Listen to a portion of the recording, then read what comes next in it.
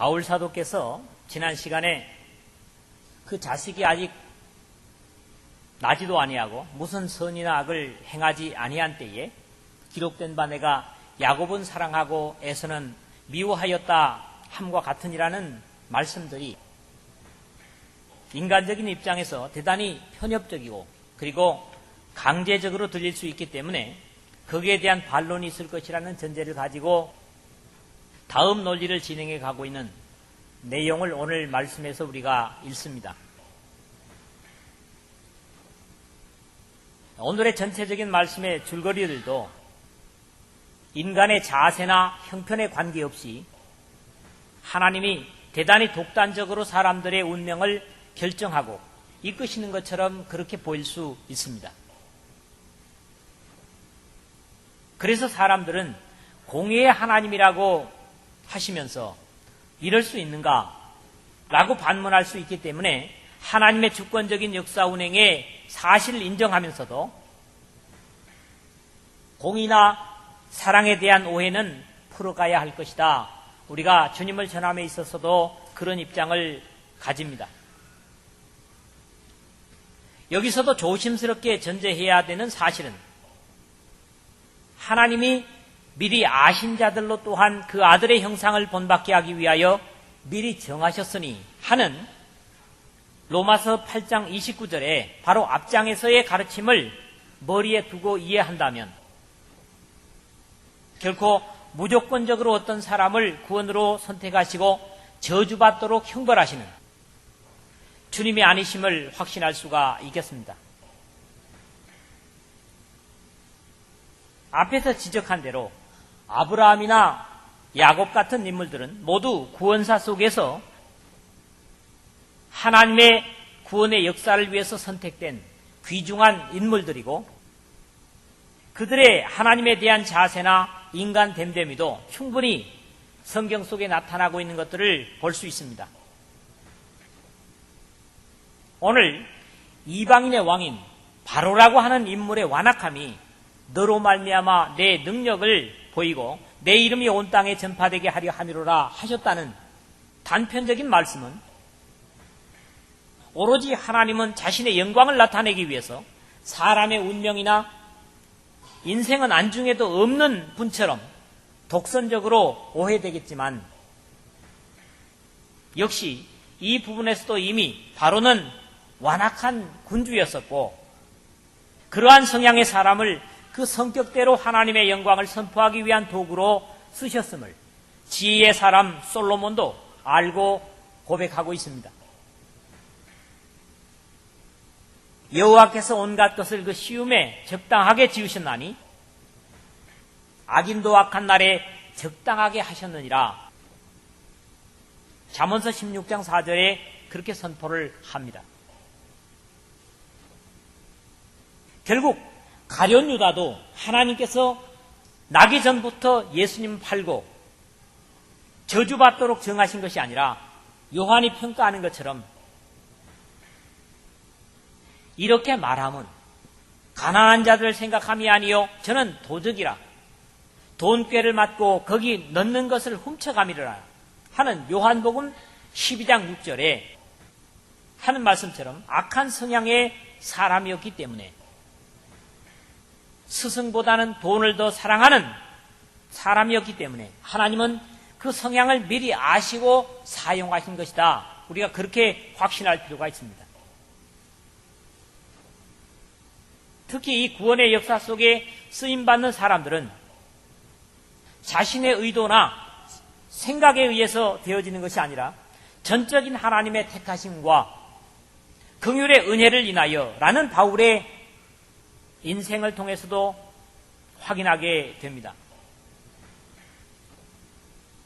사울이 바울되는 역사는 그 사울을 통해서 이 땅의 교회를 없애보려는 바리새인들과 서기관들의 계산을 뛰어넘는 하나님의 전적인 섭리였었고 이 사실에 대해서는 사울의 동역자들 내지는 사울의 추종자들조차도 전혀 예상치 못했던 부분들입니다.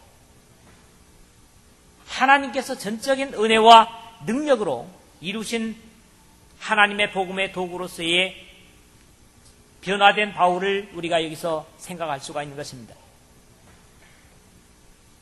결국 하나님의 하시는 일을 우리로서는 상상할 수 없고 헤아릴 수 없을 뿐만 아니라 각자의 원함이나 노력에 의한 것이 아니라 오직 하나님의 긍휼에 의해서임을 믿고 감사드려야만 합니다. 바로 이 시작에서부터 이러한 사실들을 기록하고 있는데 결국 하나님께서는 긍휼히 여길 자를 긍휼히 여기고 불쌍히 여길 자를 불쌍히 여긴다고 하는 그 약속이 오늘 바로 이 말씀 앞에 있는 우리 자신들을 위한 약속임을 여러분들이 이 말씀을 들으면서 확신할 수 있으시기를 주님의 이름으로 부탁을 드립니다. 먼저 14절에서 18절의 말씀 보면 사람의 노력이 아니라 하나님의 절대 주권으로 이루고 가는 구원을 우리가 확신할 수가 있겠습니다. 물론 이것은 개개인의 구원에 대한 사실들을 하나님께서 미리 정하셨다고 하는 전제 속에서 그 사람을 아셨기 때문에 하나님은 그렇게 정하셨다고 하는 사실을 앞에서 말씀드린 대로 먼저 확신할 필요가 있겠습니다. 14절에서 18절의 말씀을 보겠는데요. 그런즉 우리가 무슨 말하리요? 하나님께 불의가 있느냐? 그럴 수 없느니라. 모세에게 이르시되 내가 긍휼히 여길 자를 긍휼히 여기고 불쌍히 여길 자를 불쌍히 여기리라 하셨으니 그런즉 원하는 자로 말미암음도 아니요 다른 박질하는 자로 말미암음도 아니요 오직 긍휼히 여기시는 하나님으로 말미암음이니라. 성경이 바로에게 이르시되 내가 이 일을 위하여 너를 세웠으니 곧 너로 말미암아 내 능력을 보이고 내 이름이 온 땅에 전파되게 하려 함이로라 하셨으니 그런즉 하나님께서 하고자 하시는 자를 긍휼히 여기시고 하고자 하시는 자를 강팍케 하시느니라. 앞부분의 말씀이 그렇게 기록이 되고 있습니다. 자, 이런 하나님께서 하시는 일이 결국 불의하실 수 있는가? 우리가 하나님의 하시는 일에 대해서 제동을 걸 수 있는가? 그런 부분들이 14절이거든요. 그런데 우리가 무슨 말 하리요? 하나님께 불의가 있느냐? 그럴 수 없느니라. 단호하게 그렇게 말합니다. 불의하실 수 없으신 하나님이십니다. 이미 3장 4절에서 6절에 그럴 수 없느니라.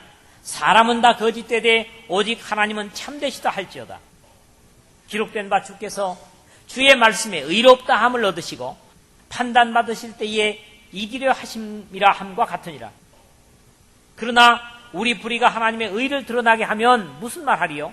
내가 사람의 말하는 대로 말하노니 진노를 내리시는 하나님이 불의하시냐? 결코 그렇지 아니하니라. 만일 그러하면 하나님께서 어찌 세상을 심판하시리요? 그렇게 질문 형식으로 하나님의 의를 증거한 바 있습니다. 하나님은 불의하실 수 없는 분이시기 때문에 하나님이십니다. 이 역사 속에서 오로지 의로우신 분, 그분은 하나님 한 분이시기 때문에 이런 입장에서도 하나님이라고 하는 말은 맞는 것입니다. 요한 사도의 고백처럼 우리가 저에게 듣고 너에게 전한 소식이 이것이니 곧 하나님은 빛이시라. 그에게는 어두움이 조금도 없으시니라. 요한일서 1장 5절에 하나님은 어두움이 조금도 없으시다는 것은 가릴 것이나 수치스러울 것이 있으실 수 없다는 그런 표현입니다. 우리의 모든 삶이라고 하는 것은 남에게 그대로 내놔도 어떤 부분에서는 수치스럽고 부끄러운 것 투성입니다. 그러나 하나님께는 전혀 그런 것이 없으시다 이런 말씀이죠. 사실 불의하신 하나님이시라면 그분은 죄를 심판하실 수 없고 죄에 대해 간섭하실 수도 없으실 것입니다. 거듭 이야기하지만 하나님은 절대로 죄를 조장하시거나 한 사람이라도 사탄의 수하에서 멸망되는 것을 결코 원치 아니하시는 사랑의 하나님이십니다.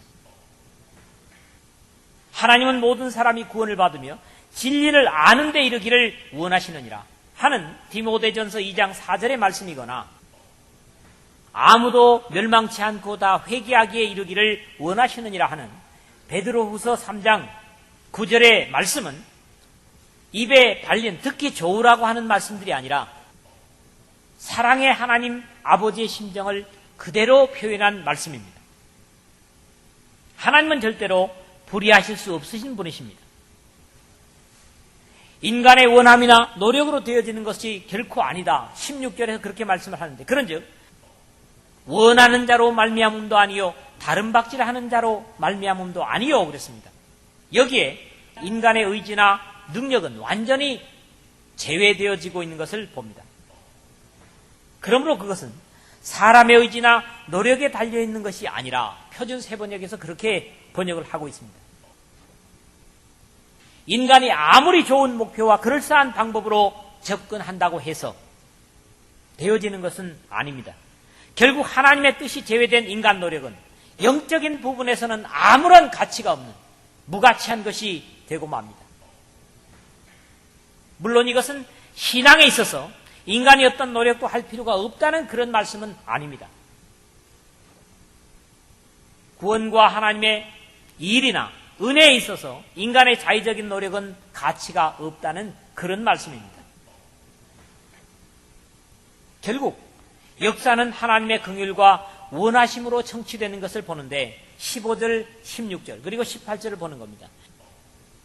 모세에게 이르시되 내가 긍휼히 여길 자를 긍휼히 여기고 불쌍히 여길 자를 불쌍히 여기리라 하셨으니 오직 긍휼히 여기시는 하나님으로 말미암음이니라. 그런즉 하나님께서 하고자 하는 자를 긍휼히 여기시고 하고자 하는 자를 강팍히 하시느니라 그랬죠. 여기 계속 강조되고 있는 한마디 단말이 뭡니까? 긍휼, 긍휼, 긍휼, 긍휼입니다. 그렇죠? 긍휼이 계속 반복이 되고 있습니다. 이 하나님의 불쌍히 여기심만이 우리에게 구원의 가치가 있고 생명이 있고 감사가 있고 기쁨이 있고 순종이 있고 영광이 있습니다. 그러므로 우리가 오늘 하나님의 은혜의 자리에 있다고 하는 것은 우리의 원함이나 노력에 의한 것이 아니라 하나님의 긍휼을 입었음을 감사해야만 합니다. 할렐루야. 하나님의 진노가 아니라 긍휼히 여길 자를 긍휼히 여기고 불쌍히 여길 자를 불쌍히 여기리라는 긍휼을 불쌍히 여기심을 입었다는 사실을 감사하자는 겁니다. 여러분 모두가 바로처럼 강팍해 하심을 입지 않음에 감사하고 하나님 앞에 불쌍히 여김을 받았다는 사실에 감사하며 영광을 돌리는 여러분 되시기를 주의 이름으로 부탁을 드립니다. 두 번째 19절에서 23절의 말씀인데요. 비난받으실 수 없는 하나님이심을 말씀합니다. 혹 내가 내게 말하기를 그러면 하나님이 어찌하여 허물을 하시느냐 누가 그 뜻을 대접하느냐 하리니 이 사람아 내가 네기에 감히 하나님을 힐문하느냐 지음을 받은 물건이 지은 자에게 어찌 나를 이같이 만들었느냐 말하겠느냐 토기장이가 진흙 한 덩이로 하나는 귀히 쓸 그릇을 하나는 전이 쓸 그릇을 만드는 권위 없느냐 만일 하나님이 그 진노를 보이시고 그 능력을 알게 하고자 하사 멸하기로 준비된 진노의 그릇을 오래 참으심으로 관용하시고 또한 영광받기로 예비하신 바 긍휼의 그릇에 대하여 그 영광의 부요함을 알게 하고자 하셨을지라도 무슨 말 하리요 그렇게 기록이 됩니다. 이제 하나님의 주권에 대한 고백은 더욱 깊이 나아가는 것을 봅니다. 깊이 다가갑니다. 인간에게 허락되지 않은 몇 가지 항목들 중에서 여기에 한 가지가 제시되고 있습니다.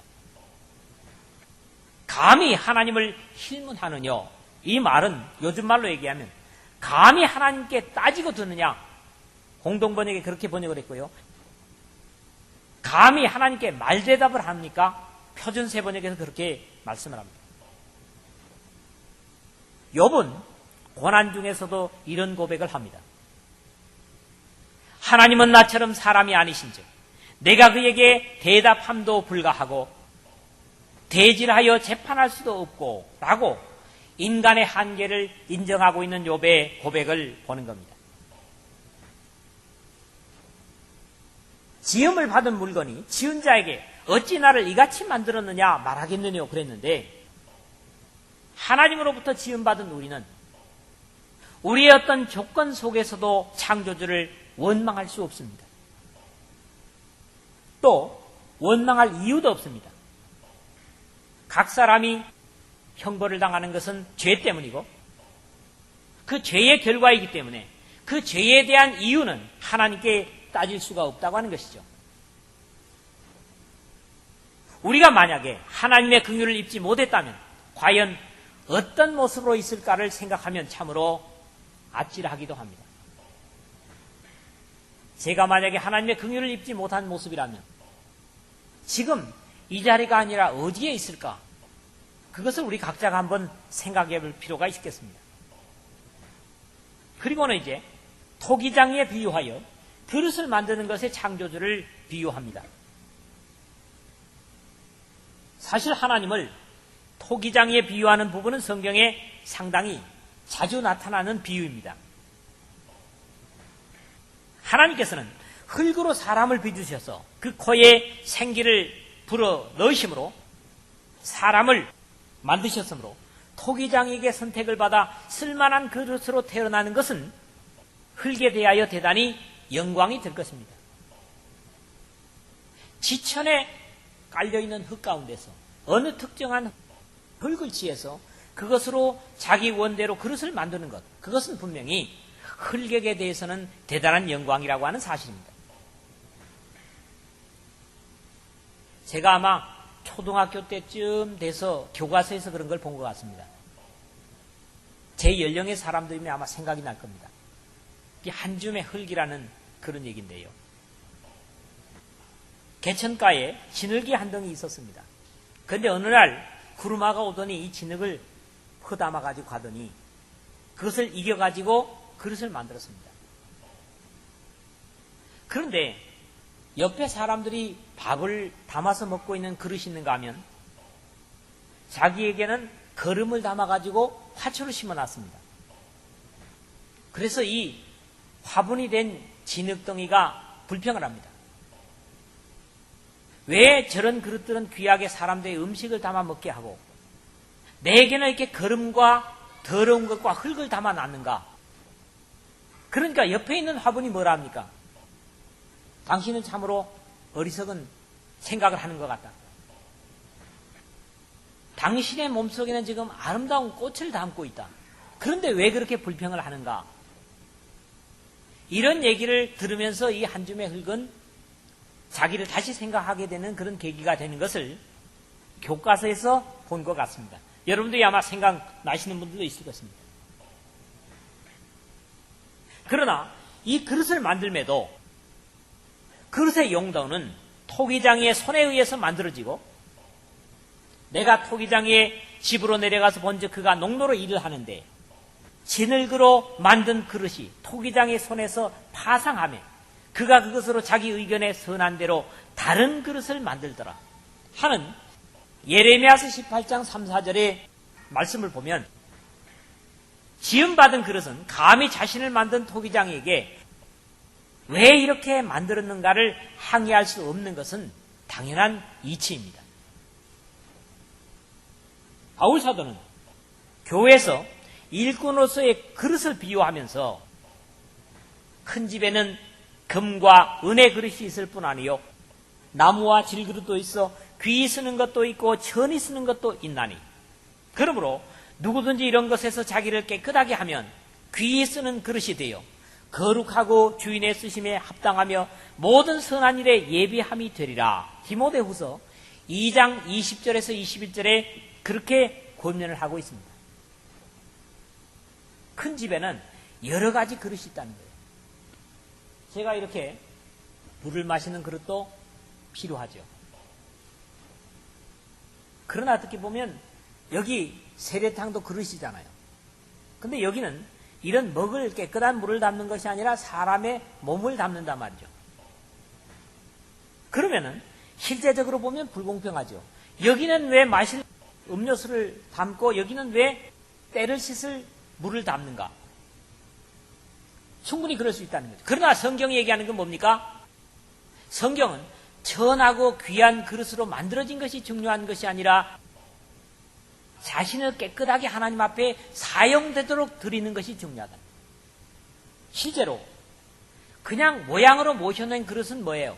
별로 가치가 없습니다. 그릇은 쓰여져야 그릇에 가치가 있는 거예요. 특히 하나님 앞에 그릇은 그렇다는 거죠. 우리가 어떤 부분에서 하나님 앞에 좀 모자라는 그릇으로 지음을 받았다고 할지라도 우리 자신을 하나님 앞에 드리기 위해서 깨끗하게 한다고 하면 하나님께 귀히 쓰는 그런 예비된 그릇이 되리라고 하는 것을 바울은 말하고 있는 것입니다.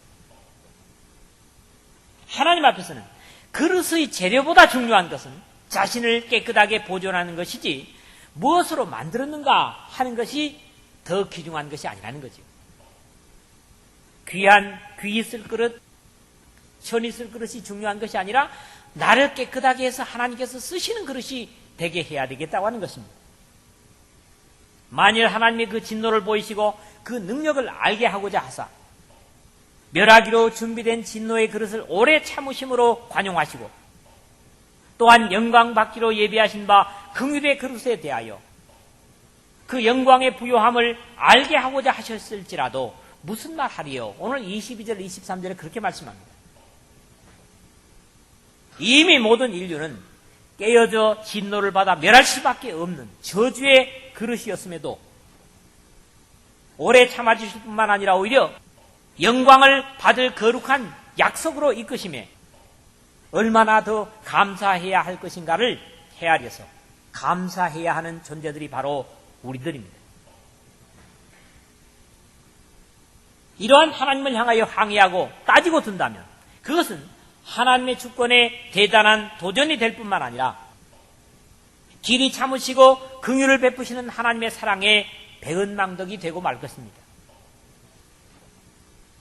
우리는 오히려 하나님의 사랑받는 자로 긍휼을 입음에 대한 감사로 영광을 돌려야 할 것입니다.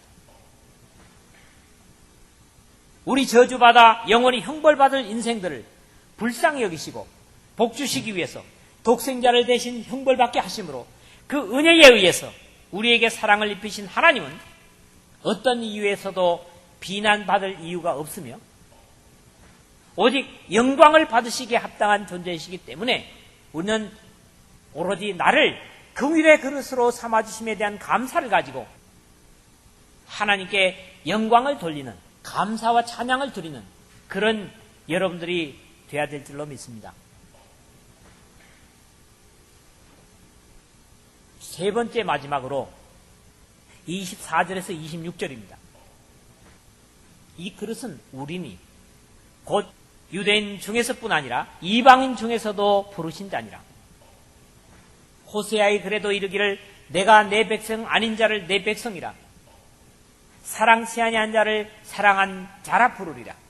너희는 내 백성이 아니란 그곳에서 저희가 살아계신 하나님의 아들이라 부름을 얻으리라 함과 같으니라 그랬습니다. 바울은 이제 사람의 원함이나 노력으로 결코 구원을 누릴 수 없다는 하나님의 절대 주권으로 주도되는 구원을 이야기하고 그럼에도 하나님의 자주적인 주권은 절대로 비난받을 수 없다는 사실을 증거한 후에 그럼에도 이스라엘 중에서뿐만 아니라 이방인 중에서도 하나님의 부르심을 받은 자가 있다는 감격을 호세아서를 인용하면서 증거하고 있습니다. 호세아서를 보면 선택되었다고 하는 이스라엘 향해서 여호와께서 이르시되 그 이름을 로암미라 하라. 너희는 내 백성이 아니요 나는 너희 하나님이 되지 아니할 것임이니라. 호세아 1장 9절에 그렇게 말씀하는데 선택됐다고 하는 이스라엘 백성에 대해서 너희는 내 백성이 아니다. 이런 말을 하고 있는 겁니다. 이것은 결국 우리가 9장에서부터 10장, 11장에 이르기까지 이스라엘이 버려짐으로 이방인이 구원받는 그런 논리 속에 이 말씀이 역시 적용되겠지만은 계속해서 본래 선택됐던 이스라엘이 하나님의 백성이 아니라고 하는 그런 불순종한 이스라엘 사람들을 제하심에 대한 증거를 1장에서 주고 있다고 하면 하나님 그럼에도 불구하고 내가 나를 위하여 이 땅에 심고 긍휼히 여김을 받지 못하였던 자를 긍휼히 여기며 내 백성 아니었던 자에게 향하여 이르기를 너는 내 백성이라 하리니 저희는 이르기를 주는 내 하나님이라 하리라. 호세아서 2장 23절에 하심으로써 이스라엘 밖의 짐승처럼 취급받던 우리를 비롯한 이방인들을 구원의 부르심을 선언하고 있습니다. 중요한 것은 바울의 고백처럼 오늘 우리가 긍휼히 여기심을 입었다는 사실입니다. 자격이 없는 자들을 부르심에 대한 감격이 여기에 있고 이것이 바로 하나님의 주권적 은혜입니다. 하나님께서는 우리를 부르심이 전혀 우리의 조건에 의해서가 아니라 하나님의 무조건적인 은혜에 의해서임을 생각할 때 그저 부르신 은혜에 감격할 수밖에 없고 인생을 그 은혜 주심의 대가에 합당하도록 살아야 하는 것이 은혜 받은 자의 자세일 것입니다. 오늘 우리가 구원받은 사실과 함께 이 아름다운 예배의 처소를 받은 것도 또한 감당할 수 없는 엄청난 선물입니다. 우리의 모습을 본다면 하나님은 아마 이런 선물을 주시지 않으셨을 것입니다. 그렇다면 남는 것은 은혜 받은 자의 합당한 삶입니다. 바울은 데살로니가 교우들을 향해서 이러므로 우리도 항상 너희를 위하여 기도함은 우리 하나님이 너희를 그 부르심에 합당한 자로 여기시고 모든 선을 기뻐함과 믿음의 역사를 능력으로 이루게 하시고 우리 하나님과 주 예수 그리스도의 은혜대로 우리 주 예수님의 이름이 너희 가운데서 영광을 얻으시고 너희도 그 안에서 영광을 얻게 하려 함이니라. 데살로니가 후서 1장 11절에서 12절에 그렇게 고백을 하고 있습니다. 말씀을 맺겠습니다. 하나님의 주권은 절대적이고 불평할 수 없는 절대적인 것이지만 그것은 이미 각 사람의 성품과 삶을 미리 아신 하나님이시기 때문에 순종과 불순종도 미리 아시고 부르시고 깨끗게 하시고 영화롭게 하심으로써 비난받지 않으시고 무엇보다도 오늘 나로 하여금 사랑을 입게 하시고 복음에 부르시고 의로운 하나님의 친백성이 되도록 예수 그리스도의 거룩한 보혈로 씻기셔서 오늘 하나님으로부터 복받는 자리에 앉게 하신 사실에 우리가 감사를 가져야 되겠다고 하는 사실입니다. 이제 그러므로 회개에 합당한 열매를 맺고 회개에 합당한 열매를 맺고 날마다 순종과 감사로 하나님께 나아가서 하늘의 신령한 기업의 상속과 땅에서도 하나님의 영광의 위엄을 잃지 않는 지속적으로 사랑 입은 자녀들로 살 뿐만 아니라 각자의 삶 속에서 하나님의 주권을 하나님의 구원의 영광을 선포하며 사는 이 말씀을 듣는 저와 여러분 되시기를 주님의 복되신 이름으로 축원을 드립니다.